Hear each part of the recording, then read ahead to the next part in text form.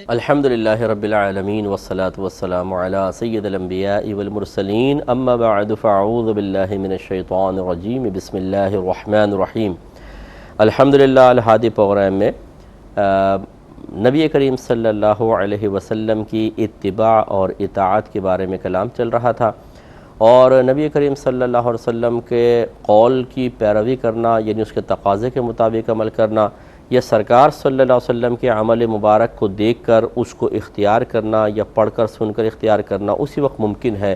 جب ہم احادیث کریمہ کا مطالعہ کریں۔ یقیناً قرآن میں بھی بہت سی چیزیں ذکر کردہ ہیں، لیکن تمام تو نہیں، بے شمار احکام ایسے ہیں جو صرف حدیثوں میں ہیں، اور سرکار کے اکثر جو اعمال ہیں ان کا ذکر حدیثوں میں ہی ہے،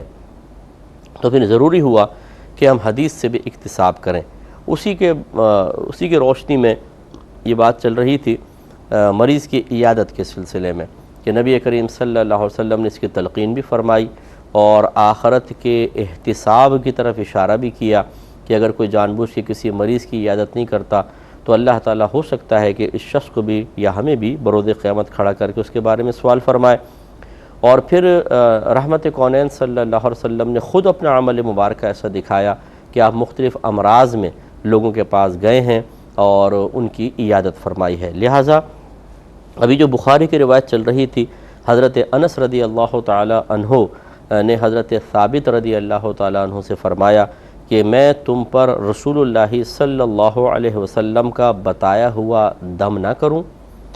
تو یہ میں آپ کو پچھلے پروگرام میں عرض کر رہا تھا کہ یہ دم کرنا کہ کوئی سورت پڑھی، کوئی پاکیزہ کلام پڑھا اور کسی پر حصول شفا کی نیت سے یا برکت کی نیت سے پھونک مار دی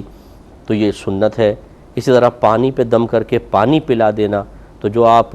پڑھتے ہیں اس سے ایک تاثیر اور برکت پیدا ہوتی ہے۔ پھر جب آپ پانی میں پھونک مارتے ہیں تو یقیناً نبی کریم صلی اللہ علیہ وسلم نے پانی میں پھونک مارنے سے منع فرمایا، لیکن یہ وہ پھونک ہے جیسے اب آپ پینا چاہتے ہیں تو کوئی کچرا وغیرہ نظر آیا، آپ نے پھونک ماری اور وہ پانی پی لیا، تو یہ بے برکت پھونک ہے، کیونکہ اس میں کوئی ذکر الہی شامل نہیں تھا۔ اس کو سرکار نے منع کیا کہ پاسبل ہے کہ بیکٹیریاز جو ہیں آپ کی پھونک کے ذریعے پانی کے اندر پہنچیں گے اور بیماری کا سبب بنیں گے۔ لیکن خود نبی کریم صلی اللہ علیہ وسلم نے جب ہمیں یہ تصور دیا کہ بابرکت کلام پڑھ کر پانی میں پھونک مار سکتے ہیں، تو اس سے معلوم ہوا کہ اس بابرکت کلام کی وجہ سے اس پھونک میں سے جو مضر اثرات مرتب ہو سکتے تھے، نتائج نکل سکتے تھے، وہ سب ختم ہو جاتے ہیں اور برکت ہی برکت پیدا ہو جاتی ہے۔ تو حضرت انس رضی اللہ تعالیٰ عنہ نے کہا کہ کیا میں تمہیں نبی کریم صلی اللہ علیہ وسلم کا بتایا ہوا دم نہ کروں؟ اس سے معلوم ہوا کہ دم کرنا رحمت کونین صلی اللہ علیہ وسلم کی سنت رہا ہے اور صحابہ کرام نے اس کو اختیار کیا ہے۔ لہٰذا اس کو کہنا کہ جی یہ کوئی نئی چیز ہے، یہ غلط ہے، یا مطلب اس کو بہت ہی جرأت کر کے کوئی شرکی قرار دے دے، تو یہ بالکل غلط رویہ ہے۔ یہ تو سنت ہے، جبکہ پاکیزہ کلمات سے ہو، قرآن کا ہے یا حدیث کے کوئی الفاظ ہیں، ان کو پڑھ کر انسان دم کرے اور نیت میں یہ ہو کہ شفا اس دم سے نہیں ہے، شفا میرے عمل سے نہیں ہے، شفا دینے والی ذات تو میرے رب کی ہے، یہ تو ایک وسیلہ اور ذریعہ ہے، تو پھر بالکل کوئی حرج نہیں ہے۔ جیسے ڈاکٹر سے ہم علاج کرواتے ہیں، کیا شفا ڈاکٹر دیتا ہے؟ کیا شفا ڈاکٹر کی دوائی دیتی ہے؟ نہیں، شفا دینے والی ذات ادھر بھی اللہ ہی ہے، لیکن وسیلہ اختیار کرتے ہیں۔ تو جب ڈاکٹرز کا وسیلہ اختیار کر رہے ہیں، دوائیوں کے وسیلے سے شفا کے حصول کی توقع اور تمنا اور یقین ہے یہ کہہ لیں، تو پھر اللہ تبارک و تعالیٰ کے کلام کے بارے میں شکوک و شبہات میں مبتلا ہونا کیسا ہے اور کیوں؟ تو اس لیے اس بات کو اچھی طرح سمجھیں کہ یہ سنت سے ثابت ہے۔ تو انہوں نے جواب میں کہا جی کیوں نہیں، بتائیں، یہ تو بڑی بابرکت چیز ہے۔ تو انہوں نے پھر بتایا کہ نبی کریم صلی اللہ علیہ وسلم یوں دم فرمایا کرتے تھے کہ اللہم رب الناس مذہب البأس اشفی انت الشافی لا شافی الا انت شفاء لا یغادر سقما، جس کا ترجمہ یہ ہے کہ اے اللہ لوگوں کے پروردگار، تکلیف کو لے جانے والے، تو شفا عطا فرما، تو ہی شفا دینے والا ہے، تیرے سوا کوئی شفا دینے والا نہیں، تو ایسی شفا عطا فرما جو بیماری کو نہ چھوڑے۔ تو یہ بھی ایک دم ہے۔ تو اگر یہ آپ نے ریکارڈ کیا اور جسے باہر کے لوگ ریکارڈ کر لیتے ہیں، یا آپ ایک دیکھ لیں سوشل میڈیا پہ کہیں پہ اگر یہ ہمارا پروگرام ڈلا ہوا آپ کو نظر آ جائے تو آپ 2-3 دفعہ سنیں گے تو یہ الفاظ آپ کو ذہن میں آ جائیں گے، یا کوئی کتاب اگر آپ کو ایسی مل جائے وظائف کی جس پہ یہ دعا لکھی ہو تو پھر آپ یہ پڑھ کر دم کریں مریض کو، تو انشاءاللہ اللہ تبارک و تعالی برکت سے نوازے گا۔ اگلی روایت پہ آتے ہیں۔ مسلم کی روایت ہے، حضرت سعد بن ابی وقاص رضی اللہ تعالی عنہ سے روایت ہے کہ رسول اللہ صلی اللہ علیہ وسلم میری عیادت کے لیے تشریف لائے تو یوں دعا فرمائی، اللہم اشفی سعدن، اللہم اشفی سعدن، اللہم اشفی سعدن۔ 3 دفعہ سرکار نے عرض کی، اے اللہ سعد کو شفا عطا فرما، اے اللہ سعد کو شفا عطا فرما، اے اللہ سعد کو شفا عطا فرما۔ 1 دفعہ بھی فرما سکتے تھے لیکن 3 دفعہ فرمائی۔ تو ہمیشہ یاد رکھیے گا کہ جو ویسے تو ذکر افضل اچھا، جیسے بعض لوگ کہتے ہیں یار بغیر گنے ہونا چاہیے، بے شمار ذکر بہت اچھی بات ہے، لیکن اگر کوئی گن کر رہا ہے، تعداد کے ساتھ کر رہا ہے تو اس کو غلط کہنا یہ نبی کریم صلی اللہ علیہ وسلم پر بھی اعتراض ہو سکتا ہے، کیونکہ بعض وظائف خود ایسے ہیں کہ نبی کریم صلی اللہ علیہ وسلم نے ان میں باقاعدہ تعداد مقرر کی ہے۔ تو بعض لوگ کہتے ہیں کیا تم تسبیح پڑھ رہے ہو گن کے، بے شمار دفعہ پڑھو۔ ٹھیک ہے، بے شمار بار پڑھنا ہی بہت اچھا ہے، لیکن گن کر پڑھنے میں بھی کوئی حرج نہیں، کوئی ناجائز ہے۔ جیسے کہ نبی کریم صلی اللہ علیہ وسلم نے ایک دفعہ کچھ غریب صحابی تھے سرکار کے پاس حاضر ہوئے، عرض کی یا رسول اللہ صلی اللہ علیہ وسلم ہم نماز پڑھتے ہیں، امیر بھی نماز پڑھتے ہیں، ہم روزے رکھتے ہیں، وہ بھی رکھتے ہیں، لیکن ہم جہاد پہ نہیں جا سکتے، یعنی تنگ دستی کی وجہ سے اور دیگر مالی اخراجات ہم نہیں کر سکتے، صدقات وغیرہ وہ کر لیتے ہیں۔ تو وہ ہم سے آگے بڑھ گئے، تو گویا کہ کہنے کا مطلب یہ تھا کہ ہمیں کوئی ایسی چیز عنایت فرمائے کہ جو مالی کمی کی وجہ سے بہت ساری فضیلتیں ہم حاصل نہیں کر پاتے، اس کا تدارک ہو جائے، ہم بھی اس طرح کی برکات حاصل کر لیں۔ تو رحمت کونین صلی اللہ علیہ وسلم نے ارشاد فرمایا کہ اگر تم ہر نماز کے بعد 33 مرتبہ سبحان اللہ، 33 مرتبہ الحمدللہ اور 33 مرتبہ اللہ اکبر پڑھ لیا کرو تو کوئی تم سے افضل نہیں ہو سکتا سوائے اس کے کہ جو ایسا کرے۔ تو یہ خوش ہو کے چلے گئے، کچھ عرصے بعد پھر آ گئے، یا رسول اللہ صلی اللہ علیہ وسلم جب یہ ہمارے ان غنی بھائیوں کو پتہ چلا تو انہوں نے بھی اس وظیفے کو اختیار کر لیا ہے۔ تو رحمت کونین صلی اللہ علیہ وسلم نے ارشاد فرمایا کہ اللہ کا فضل ہے جس کو چاہے عطا فرما دے۔ تو اب یہاں پر آپ ذرا غور فرمائیں کہ سرکار نے 33 دفعہ ارشاد فرمایا، 99 کی تسبیح بیان فرما دی۔ اب جو اعتراض کرنے والے بیچارے بالکل بھولے بھالے ہوتے ہیں، انہوں نے نہ قرآن پڑھا ہوتا ہے نہ حدیثیں پڑھی ہوتی ہیں، اور یہ بس کہتے ہیں کہ بغیر علم کے، بغیر قرآن پاک اور حدیثیں پڑھے ہمیں مان لو کہ ہم بہت زیادہ صاحب علم ہیں، اور ہماری سوچ اور فکر فاسد کو قبول کر لو صحیح تسلیم کرتے ہوئے۔ ایسے لوگوں کو سوچنا چاہیے کہ آپ اس وقت تبلیغ دین کریں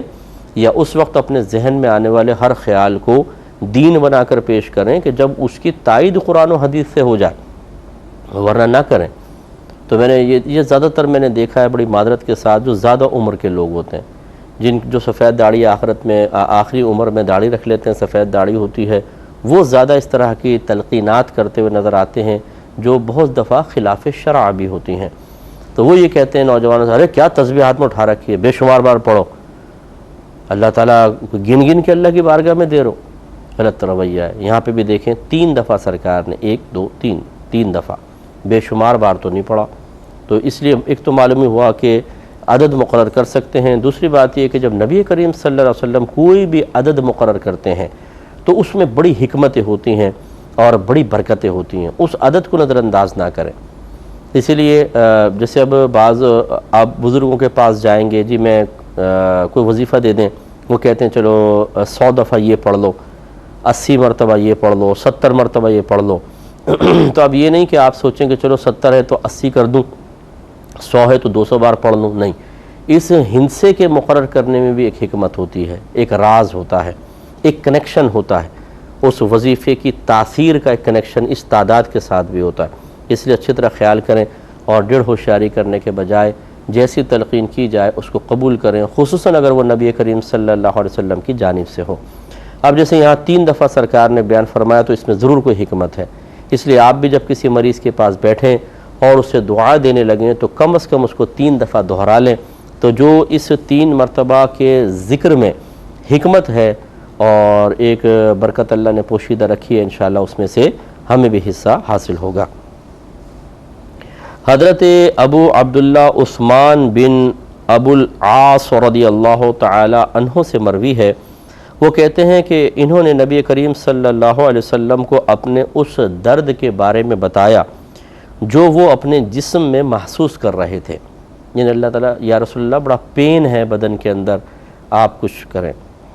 تو رحمت کونین صلی اللہ علیہ وسلم نے انہیں فرمایا کہ اپنا ہاتھ جسم کے اس حصہ پر رکھو جو درد کرتا ہے، انہی کو فرمایا اپنے ہاتھ رکھو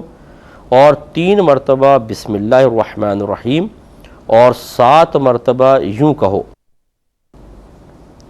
کہ 7 مرتبہ سرکار نے فرمایا کہ اعوذ بعزت اللہ وقدرتہ من شر ما اجد واحاذر، احاذر ذال ہے احاذر،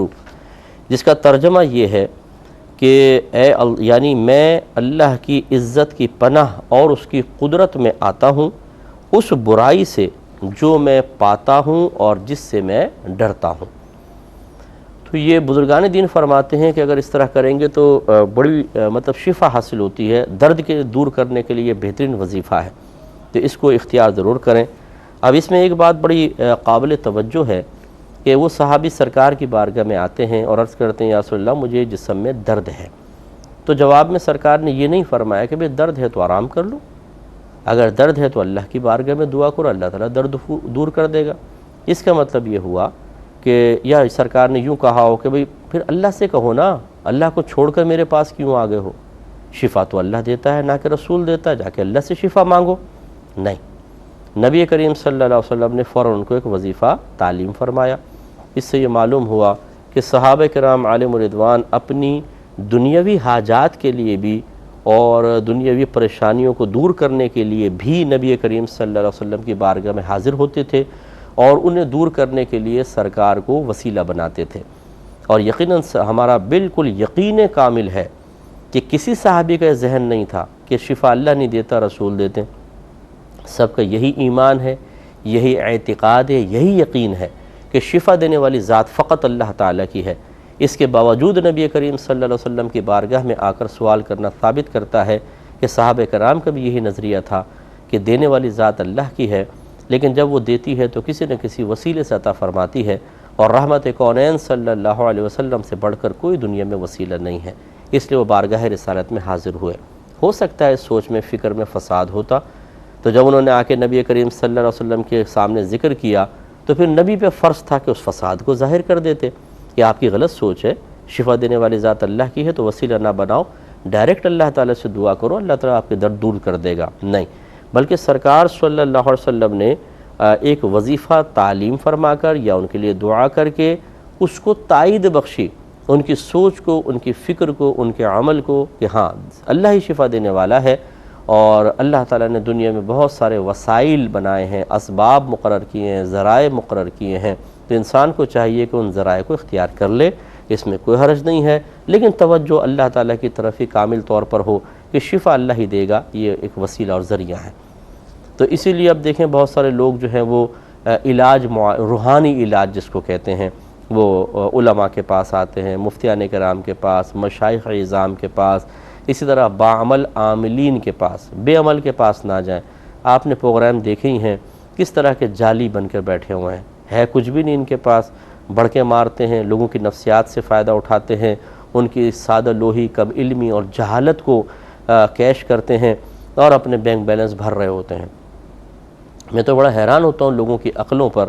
کہ جب وہ دیوار پہ لکھا ہوا دیکھتے ہیں کہ ہر مشکل آپ کی پوری دور ہوگی، ہر مراد پوری ہوگی، تو کیسے ہم موبائل اٹھا کر اس نمبر پہ ہم کال کر لیتے ہیں؟ کیوں یہ بات ذہن میں نہیں آتی کہ جو اپنا گزارا کرنے اور اپنا بینک بیلنس بنانے اور اپنے بیوی بچوں کا پیٹ بھرنے کے لیے اس دیوار پہ اشتہار لکھوانے کا محتاج ہے، وہ وظیفے کیوں نہیں پڑھ لیتا جس کی اس کی ساری پریشانی دور ہو جائے، تمام تر اس کے مسائل حل ہو جائیں؟ ہمیں بتا رہا ہے، اپنے لیے نہیں کر رہا، اور پھر ہم اس کو وسیلہ بنانے کی کوشش کرتے ہیں۔ اس طرح کے پیشہ ور عاملین کے پاس نہ ہی جائیں تو بہتر ہے، یہ لوٹ مار کرتے ہیں اور کچھ بھی نہیں ہوتا۔ جو اچھے لوگ ہیں، جو روحانی طریقے سے علاج کر رہے ہیں، اور جو علاج کرتے ہوئے بھی آپ کو اپنی طرف نہیں بلکہ اللہ کی طرف مائل کرتے ہیں، اور وہ واضح طور پہ کہتے ہیں کہ بھی میرا کام ہے وسیلہ بننا، میں ایک وظیفہ آپ کو دے رہا ہوں، شفا دینے والی ذات اللہ کی ہے۔ ایسے لوگوں کو تلاش کریں اور ایسے لوگوں سے اپنا علاج کروائیں۔ بہتر ہے کہ وہ باشرابی ہوں، نمازی ہوں، گناہوں سے بچتے ہوں اور صاحب علم بھی ہوں، ان کے پاس جائیں۔ اب ہم جاتے ہیں جاہلوں کے پاس، اور جہالت کی علامت یہ ہوتی ہے کہ آپ ناجائز کام کے لیے بھی کہیں گے فوراً راضی ہو جائیں گے۔ میاں بیوی میں تفریق کروا دینا، یا عورت جا کر کہے کہ میرا شوہر میرے غلام بن جائے، ایسا مولوی صاحب ایسا کوئی وظیفہ دیں شوہر غلام بن جائے میرا، مولوی صاحب کام پہ لگ گئے، بس پیسے دے دو ان کو۔ حالانکہ یہاں فرض تھا کہ وہ کہتے کہ آپ غلط حرام کام کا وظیفہ لے رہی ہیں، اس لیے کہ شوہر کو اللہ نے حاکم بنایا ہے، محکوم نہیں۔ آپ محکوم بنانے کی کوشش کر رہی ہیں، میں اس میں آپ کے ساتھ تعاون نہیں کر سکتا ہوں۔ ہاں اگر عورت یوں کہے کہ جی میرا شوہر بے راہ روی کا شکار ہے،